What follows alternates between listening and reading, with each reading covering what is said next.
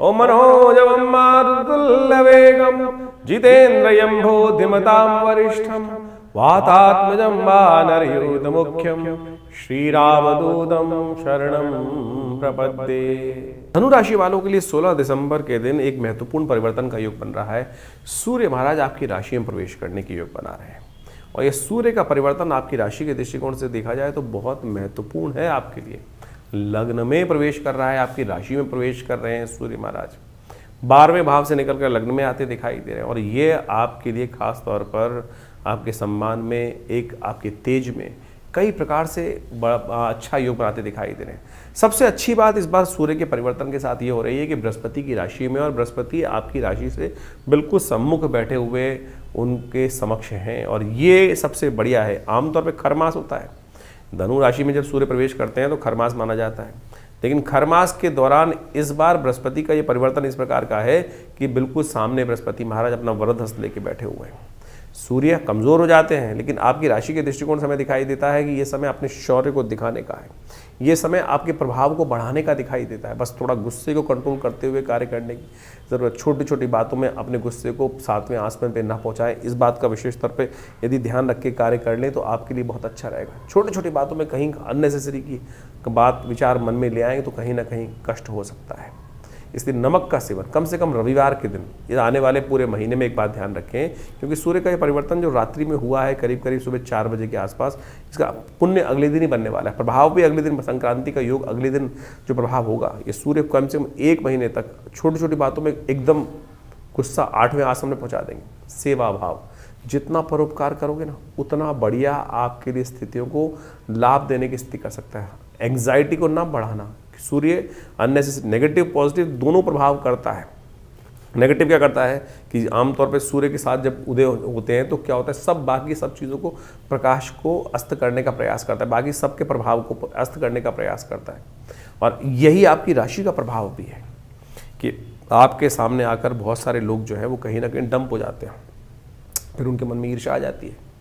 तो ये जो नेगेटिव ईर्ष्या है ये आपके लिए खतरनाक, कहीं ना कहीं आने वाले काम में खराब करने की स्थिति बना सकती है। तो ऐसा ना करो, ज़बरदस्ती कहीं कोई उपेक्षा किसी की हो रही हो, ना चाहते हुए भी हो रही हो, तो वो कहीं ना कहीं आपका दुश्मन बन जाए, वो कहीं ना कहीं नुकसान देने का प्रयास करे। बस इस चीज़ को समझते हुए यदि आप कार्य कर लें तो आपके लिए सूर्य का प्रभाव बहुत बढ़िया आपको पॉजिटिव होगा और उसका प्रभाव आने वाले समय में 1 महीने में आपके बहुत सारे कार्यों को गति देने के योग बना सकता है। तो ऐसे में इस स्थिति का आपको अवश्य लाभ लेते हुए कार्य करने का प्रयास करना चाहिए। परोपकार सबसे बड़ा जो उपचार है आपकी राशि के दृष्टिकोण से नेगेटिव, तो यानी गिरे हुए को उठाना, इस बात का ध्यान है। किसी की तरफ से आपने नहीं धक्का दिया, ठीक है, लेकिन रास्ते में दिखाई दे गया ना कोई गिरा पड़ा है, तो उसको थोड़ा सहयोग करने का प्रयास कर दीजिए। जो बेचारा गिरा हुआ है, कहीं ना कहीं परेशान है, उसको लेकर जो भी अपनी तरफ सहयोग कर सकते हो वो करने का प्रयास करती है। कम से कम 2 मीठे बोल तो बोल सकते हो, इतना तो काम कर सकते हो। इतना करने का भी प्रयास करोगे तो ये सूर्य का उपाय आपके लिए सबसे बढ़िया रहेगा। हो सके तो नमक का कम से कम, दोबारा समझ लीजिए, रविवार के रविवार कम से कम नमक ना खाएं, मीठा भोजन करने का प्रयास करें। आप कहेंगे बहुत सारे लोग हो सकता है कि कुछ शुगर का मरीज हो, तो कम से कम ठीक है, नमक कम खाने का प्रयास कीजिए, मीठा जो है थोड़ा सा त्याग दीजिए, जो शुगर है उसमें तो, लेकिन नमक का सेवन कम से कम ना करें तो आपके लिए अच्छा रहेगा। इस बात का ध्यान रखते हुए कार्य कर लीजिए। ये सूर्य आपके लिए 1 महीने में बहुत सारी चीज़ों को गति देने की स्थिति उत्पन्न करते दिखाई दे रहे हैं। तो धनु संक्रांति जो है वो विशेष तौर पर होने को तैयार है और एक खर मास माना जाता है। इस बार 15 दिसंबर की रात्रि में करीब करीब 28 यानी सुबह 4 बजे, यानी आप मान के चलें 16 तारीख को सुबह 4 बजे सूर्य परिवर्तन की तरफ जा रहे हैं। संक्रांति सुबह 4 बजे होने के कारण से, रात्रि में सूर्यास्त होने के बाद से होने के कारण से, इसका जो पुण्य है वो 16 तारीख को ही माना जाएगा। खरमास आरंभ हो रहा है और खरमास में क्या होता है कि सूर्य की गति थोड़ी कम हो जाती है और ये सूर्य की गति, सूर्य ऊर्जा के मालिक माने जाते हैं।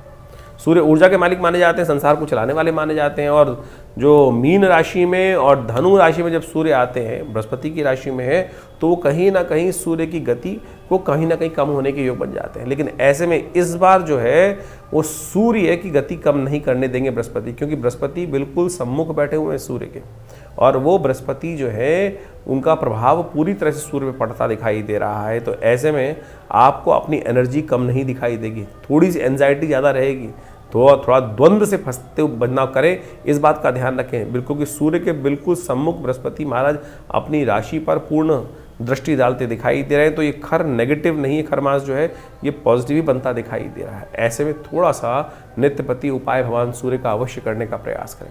सबसे बड़ा उपाय हमने आपकी राशि के दृष्टिकोण से तो उपाय बताया ही है, लेकिन एक बात और ध्यान रखें, थोड़ी देर भगवान सूर्य का दर्शन अवश्य करें।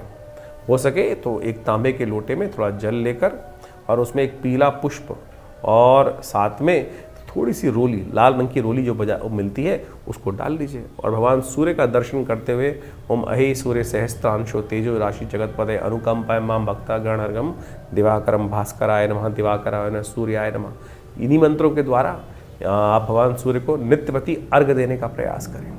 और ऐसे में कहा जाता है कि धनु की जो संक्रांति होती है उस समय में गर्म कंबल का दान, कपड़ों का दान, चप्पल का दान, जूते का दान, तिल का दान, गुड़ का दान यदि ब्राह्मणों को किया जाए, जरूरतमंद लोगों को किया जाए, तो भगवान सूर्य के जितने भी कमज़ोर स्थिति ज्योतिष में बनी हुई है उन सबको ठीक करने की स्थिति बहुत बढ़िया उत्पन्न हो जाती है। तो ये छोटे छोटे उपाय हैं, इनको अवश्य करने का प्रयास कीजिए। देखिए परिवर्तन की स्थिति अवश्य आपके लिए सूर्य जो है इस बार हमने कहा नेगेटिव नहीं है, पॉजिटिव बनकर आ रहे हैं, तो इनका प्रभाव यदि मिल जाए, क्योंकि बृहस्पति की राशि में है, बृहस्पति से दृष्ट है, तो ऐसे में ये उपाय जो हमने आपको कहे हैं छोटे हैं लेकिन बिल्कुल बहुत बढ़िया लाभ आपको देने के योग बनाने वाले हैं। तो 17 दिसंबर के दिन ग्रहों का खेल क्या होने वाला है धनु राशि वालों के लिए वो भी समझ लीजिए। बुधवार का अवसर है, त्रयोदशी तिथि विद्यमान है और आपकी राशि के दृष्टिकोण से यदि देखा जाए तो धनयोग जो बना हुआ है वो कहीं ना कहीं आपकी राशि के दृष्टिकोण से थोड़ा खर्चे ज़्यादा कराता दिखाई दे रहा है आपके लिए। अब ग्रह स्थिति ऐसी है कि छोटी छोटी बातों में कहीं ना कहीं थोड़ा जुर्माना बढ़ने के योग बनते दिखाई देंगे, तो इसलिए ऐसे में काम ना करें जिनमें जुर्माने पड़ते हो। आपकी बुद्धि कई बार गलत रास्तों में जा सकती है और वो कहीं ना कहीं जुर्माना करा सकती है। तो गाड़ी चलाते वक्त भी खास तौर पे आपका ध्यान नहीं रहा, मन कहीं भटक गया और आपने लाइन देखी नहीं तो ऐसे आगे बढ़ गए, तो ऐसी में स्थिति उत्पन्न हो सकती है। इसके साथ साथ जो ग्रहों का योग है, मन थोड़ा सा कहीं ना कहीं प्रभाव में कहीं ना कहीं परेशान करता दिखाई दे रहा है, तो मन को साधने की आवश्यकता है। तो ऐसे में अच्छा होगा कि आपकी राशि के दृष्टिकोण से श्री गणेश समस्त विघ्नों को दूर करने के लिए श्री गणेश का स्तवन करें। प्रदोष भी इस दिन बुध प्रदोष का योग बन रहा है, तो भगवान शंकर के मंदिर में जाकर 2 बिल्वपत्र भगवान को अर्पित करना आपकी राशि के दृष्टिकोण से अच्छा योग बनाएगा। तो ये कर लीजिए, कहीं ना कहीं स्थिति आपके लिए अनुकूल बन सकती है। 18 तारीख का दिन बृहस्पतिवार का अवसर है, चतुर्दशी तिथि विद्यमान है और धनु राशि वालों के लिए ग्रह नक्षत्रों के दृष्टिकोण से योग चल रहे हैं। स्वास्थ्य के मामले में थोड़े से भारी दिखाई देते हैं, स्वास्थ्य का और अननेसेसरी की जगहों में नुकसान होने के योग थोड़े ग्रह दिखा रहे हैं इस समय। तो आपकी राशि के दृष्टिकोण से इस वक्त थोड़ा सा एग्रेशन बढ़ता दिखाई दे रहा है, एग्रेशन को आपको कंट्रोल करने की ज़रूरत पड़ेगी। बहुत जल्दी मंगल सूर्य का योग जिस प्रकार से बन के तैयार हो रहा है वो कहीं ना कहीं आपके लिए कहीं ना कहीं हठ धर्मिता जो है वो कहीं ना कहीं गलत कर सकती है। हो सकता है कि बहुत सारे लोग आपके से मन ईर्ष्या करने की योग बनाएं, तो उनको खास तौर पर ध्यान रखने की ज़रूरत है। जो ईर्ष्या कहीं ना पलने दें, उस पर जो है आग लगने से पहले ही उसको शांत करने का आपको प्रयास करना चाहिए। थोड़ा सा आपके लिए अच्छा रहेगा कि इस दिन भगवान की मासिक शिवरात्रि है, भगवान शिव के मंदिर में जाकर दूध से उनका अभिषेक करना, पीली हल्दी का टीका अपने माथे पे लगाना, पीले वस्त्र का धारण करना भी आपकी राशि के दृष्टिकोण से इन दिनों बहुत लाभ दे सकता है आपके लिए, क्योंकि बृहस्पति इन दिनों आपके लिए बहुत फेवरेबल है, वो कहीं ना कहीं चीज़ें अच्छी कर सकते हैं। तो पीले रंग का उपयोग करना आपकी राशि के दृष्टिकोण से बहुत अच्छा रहेगा। 19 तारीख का दिन शुक्रवार का अवसर, अमावस्या तिथि उदय तिथि के रूप में विद्यमान है और पूरे दिन 24 घंटे अमावस्या रहने वाली है। इस दिन राशि के दृष्टिकोण से आपके लिए आने वाले 2-3 दिन में पॉजिटिव योग बनकर तैयार है। केवल इस दिन आपके जो मार्ग है आपको उसको निष्कंटक करने के लिए थोड़ा सा अपनी गति को कम करने का आपको प्रयास करना चाहिए। बहुत तेज़ गति से आगे बढ़ने की आवश्यकता नहीं है, धीरे धीरे रे मना धीरे सब कुछ होए, इस भाव का ध्यान रखते हुए कार्य करने की ज़रूरत है। बहुत तेज़ गति से आगे बढ़ने का कहीं ना कहीं नुकसान हो सकता है। आने वाला समय है आपके लिए जो आपकी मेहनत से, आपके अनुसार से, आपके कार्यों में, आपके अपने स्वयं के लाभ से, कार्य से कहीं ना कहीं धन का और सब चीज़ों का लाभ प्राप्त करने की योग बनाएगा। पितरों के निमित्त अवश्य कुछ तर्पण इत्यादि, भोजन इत्यादि का दान अवश्य करने का प्रयास करना चाहिए, क्योंकि ग्रह दिखा रहे हैं पितृ अमावस्या के दिन बहुत इस वक्त ग्रहों का योग ऐसा है कि जितना सेवा करोगे, पितरों के निमित्त दान पुण्य करोगे, वो अच्छा रहेगा आपके लिए। धनु राशि वालों के लिए 20 दिसंबर का दिन ग्रह नक्षत्रों के दृष्टिकोण से क्या से कह रहा है। दिल्ली के पंचांग के अनुसार से देखा जाए तो इस दिन शनिचरी अमावस्या का योग बन रहा है। शनि जो अमावस्या है थोड़ी वृद्धि की तरफ चली गई है। सुबह उदया तिथि के रूप में थोड़ी देर के लिए अमावस्या है, लेकिन इसने योग बहुत अच्छा बना दिया है, शनिचरी अमावस्या। इस दिन एक ग्रहों का परिवर्तन और हो रहा है कि आपकी राशि में शुक्र पदार्पण करने वाले हैं। मंगल वहीं चल रहे हैं, अस्त अवस्था में है, शुक्र भी अस्त अवस्था में वहीं साथ आकर जुड़ गए हैं। तो ऐसे में ये आपकी राशि के दृष्टिकोण से देख लीजिएगा। देखिए नया साल भी आने वाला है, बहुत सारे जो है उठापटक होने के योग बनते हैं, और ऐसे में आपकी राशि के दृष्टिकोण ढैया भी चल रही है। तो आपको जो भी कार्य करने हैं बहुत सोच समझ के कार्य करने की ज़रूरत है। गलत संगत के गलत नतीजे, इस बात का खास तौर पे ध्यान रखते हुए आपको कार्य करने की आवश्यकता है। अमावस्या की तिथि है, शनिचरी अमावस्या का योग बन रहा है। जो दिन है उनको खास तौर पे ध्यान रखते हुए कार्य करने की ज़रूरत रहेगी। छोटी छोटी बातों में अपने आपे को मत छोड़िए, आप मत इस बात का ध्यान रखते हुए कार्य कर लें। शनिचरी अमावस्या, शनि की ढैया चल रही है, तो कोशिश ये करें पीपल के पेड़ के पास जाकर थोड़ा दीपक इत्यादि प्रज्वलित कर दें। हो सके तो किसी भंडारे इत्यादि में लकड़ी इत्यादि या खास तौर पर कोयला इत्यादि का दान करने का प्रयास कीजिए, वो आपके लिए कहीं ना कहीं शुभ योग बनाएगा। तो इस प्रकार से आपने राशियों का जो प्रभाव समझा, उसके अनुसार से आपके दिनों पर दिन किस प्रकार से ग्रहों की चाल रहेगी, उसके अनुसार से अपने जीवन के कार्यों को हमें करने का प्रयास करना चाहिए। ज्योतिष एक प्रत्यक्ष विज्ञान है। ज्योतिष के अनुसार से इस बात को हमको अच्छे से समझ लेना चाहिए कि जो प्रभाव है वो विशेष तौर पर कहीं ना कहीं वो छाया पड़ रही है, वो सूर्य परिवर्तन की तरफ जा रहा है। जैसे बड़ा परिवर्तन होता है ना, जैसे गर्मी, सर्दी, बरसात, ये सब प्रभाव होता है तो प्रकृति पर इसके अनुकूल से प्रभाव पड़ते हैं। अब व्यक्ति विशेष के ऊपर से किस प्रकार का प्रभाव पड़ने के योग बनने हैं, वो विशेष तौर पर समझने की आवश्यकता है। जैसे क्षेत्र के अंदर बारिश हो रही है, उस क्षेत्र में हज़ारों लोग रहते हैं, करोड़ों लोग रहते हैं, लाखों लोग रहते हैं, उनके अपने अपने प्रभाव हैं। किसी के लिए वो वृष्टि अच्छी है, किसी के लिए वो सर्दी अच्छी है, किसी के लिए वही सर्दी रोग कारक हो जाती है। तो ये सारा का सारा बाइफिकेशन जो है वो राशियों के अनुसार से हम समझ सकते हैं, अपनी इंडिविजुअल जन्मपत्री के अनुसार से। जितना इसको सूक्ष्म करते जाएंगे ज्योतिष को, उतना ज़्यादा ज्योतिष की गणनाओं का प्रत्यक्ष चमत्कार हमको अपने जीवन में देखने को मिल सकता है। तो इसलिए बहुत सारे लोगों के प्रश्न लगातार हमारे व्हाट्सएप पे भी आते रहते हैं, और बहुत सारे लोग व्हाट्सएप पे वैसे भी भेजते रहते हैं कि हमारे जन्मपत्री के अनुसार से क्या कुछ जानना है। देखिए, जन्मपत्री को वृहद वर्णन करना परम आवश्यक है। देखिए, ऐसा कई बार क्या होता है कि हम सब लोग नेगेटिव चले जाते हैं ज्योतिष के अनुसार से। हमारे जीवन में हमें पता चला कि कुछ कष्ट के योग हैं, तो हम कहते हैं फिर ये बायस है, गलत है, कुछ ना कुछ। लेकिन देखिए, सब कुछ कर्म के हाथ में है। कर्म प्रधान विश्व रच राखा। जैसे आपके जीवन में जो भोग बन रहे हैं, जो कुछ योग आपके समक्ष आ रहे हैं, वो सब कर्म का ही प्रभाव है। शुभ कर्म करेंगे तो शुभ फल आएगा, और अशुभ करेंगे तो अशुभ का योग बनेगा। तो इसी प्रकार से आपके जीवन में यदि कोई ग्रहों का अशुभ प्रभाव बनकर आ रहा है, उसको ठीक करने के लिए सही कर्म, सही दिशा पकड़ना ही वास्तविक तौर पर सही कर्म करना है। तो उसके अनुसार से हमारे किए हुए जो दुष्कर्म है वो कहीं ना कहीं शुभ में परिवर्तन करने का योग बना लेते हैं। इसलिए भयावह चिंता ना करें। बहुत सारे लोग चिंता में फंस जाते हैं, किसी कुंडली में कुछ अशुभ योग आ गया, कोई केमुद्रम योग आ गया, कोई मांगलिक योग आ गया। तो पहले तो मांगलिक योग का ये समझ लें कि नेगेटिव योग है ही नहीं भाई। बहुत सारे लोग जबरदस्ती डरने का प्रयास करते हैं। कुछ लोग ज्योतिष के दृष्टिकोण से पितृदोष पितृदोष का हंगामा मचा देते हैं। अरे ज्योतिष में कहीं ज्योतिष का विषय पितृदोष है ही नहीं। अध्यात्म का विषय भी पितृदोष नहीं है। ज्योतिष की गणनाओं को देखकर, चार्ट को देखकर कोई ये कहे कि आपकी कुंडली में पितृदोष का योग स्थिति है, तो बिल्कुल नहीं पता चल सकता। बिल्कुल ऐसा कोई योग नहीं। हाँ, इस प्रकार के योग बनते हैं कि कैसे लोगों को सावधान रहना चाहिए, कैसे आपको अपने जो कर्म है वो ठीक करने का प्रयास करना चाहिए। तो यदि आप ये मान के चलें कर्म का, जैसे आप सोचें कि आपके सामने आपके बड़े आ रहे हैं, पिता आ रहे हैं, कोई आ रहा है, अमावस्या आई या कोई स्थिति हुई, और उस समय आपने उनके प्रति जो दायित्व कर्तव्य था वो नहीं किया, एक पितृदोष कैसे बनता है?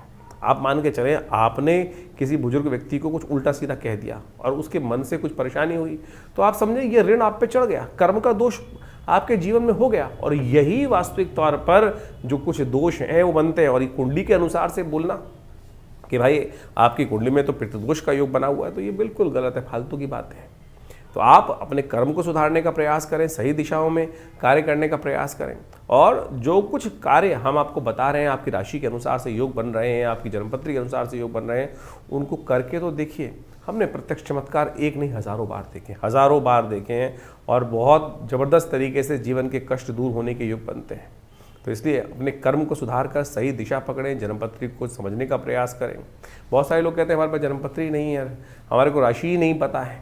तो आपकी नाम की राशि भी तो है, आपके नाम के अनुसार से आप जान सकते हैं कि कौन सी राशि आपकी बन रही है। राशियाँ कई प्रकार की हैं, जन्म की राशि, सूर्य की राशि, चंद्रमा की राशि, लग्न राशि, और तो और उसके बाद आपकी कुंडली में जो नाम से आपके राशि चल रहे हैं वो योग। पुराने ज़माने में योग चलता था, बहुत सारे नाम से जाकर जन्मपत्री देख ली जाती थी, राशियों को मिलान करने की प्रयास, जन्मपत्री जब मिलान करते थे पति पत्नी की तो उसके बाद एक योग अपनाते थे वो लोग कि भाई अगर जन्मपत्री नहीं मिल रही है तो लड़की का नाम या लड़के का नाम शादी के बाद बदल दिया जाता था। क्या था वो राशि के योग बदलने का ही तो एक छोटा स्टेप था। ठीक है, वो अज्ञानता के कारण से था, उससे प्रभाव, लेकिन ये सब छोटे छोटे टोटके जो तथाकथित तौर पर ज्योतिष के अंदर रहे हैं, इन सब का प्रभाव होता है वही राशि के दृष्टिकोण से। तो आप इनको सही समझने का प्रयास करें। तो आपकी राशि जन्मपत्री में योग में क्या योग बन रहे हैं, किस प्रकार की स्थिति ग्रहों का परिवर्तन से प्रभाव पड़ेगा। और बिल्कुल आप सत्य माने, अभी बृहस्पति महाराज चेंज हुए कुछ दिन पहले, हमने ऐसा देखा कि बिल्कुल जो संसार में प्रभाव पड़ रहा था, बहुत सारे लोग प्रत्यक्ष योगों की कुंडली में परिवर्तन दिखाई दिया। तो आपके लिए कौन सा समय अच्छा है, कौन सा समय खराब है, हम वैसे तो नित्यपति बताते ही हैं। तो आपके मन में भी कोई प्रश्न चल रहे हो, चिंता ना करें, आप हमारे इस कार्यक्रम में हमारे साथ जुड़ सकते हैं। और व्हाट्सएप के माध्यम से भी आप अपने प्रश्न को भेजते हैं बहुत सारे लोग, लेकिन उसमें सिर्फ किसी ने हाथ बना के भेज दिया, किसी ने केवल अपना नाम लिख के भेज दिया, ना प्रश्न लिखा है ना कुछ लिखा है, तो जवाब कैसे दिया जाएगा। तो आप अपने प्रश्नों को सही से, अपना नाम, आपकी आयु, आपकी date of birth, time of birth, place of birth, कहाँ जन्म स्थान है, वो सब लिखिए। और साथ साथ अपने जन्मपत्री की एक फ़ोटो भेज दीजिए अगर है तो आपके पास, और क्या आयु है आपकी इस वक्त, और क्या प्रश्न आपके मन में चल रहे हैं, क्या समस्याओं को निदान चाहिए। हज़ारों लोगों के प्रश्न आते हैं और बहुत सारे लोगों ने कुछ लिखा ही नहीं होता है, तो जवाब क्या दिया जाए हमारे आश्रम की तरफ से। तो इसलिए कोशिश ये करें, डिटेल्स को सही से भेजने का प्रयास करें। और बहुत सारे कार्यक्रम समय समय पर आपके लिए होते ही रहते हैं आश्रम पे, आप उन सब में भी समय समय पर आकर आश्रम पे जुड़ सकते हैं। प्रयास करेंगे कि संसार के कष्ट दूर हों, जीवन के कष्ट बहुत अद्भुत प्रकार से दूर होने के लिए ज्योतिष विज्ञान का सर्जन हमारे ऋषि मुनि ने किया है, तो उसका लाभ लीजिए, कल्याण होगा।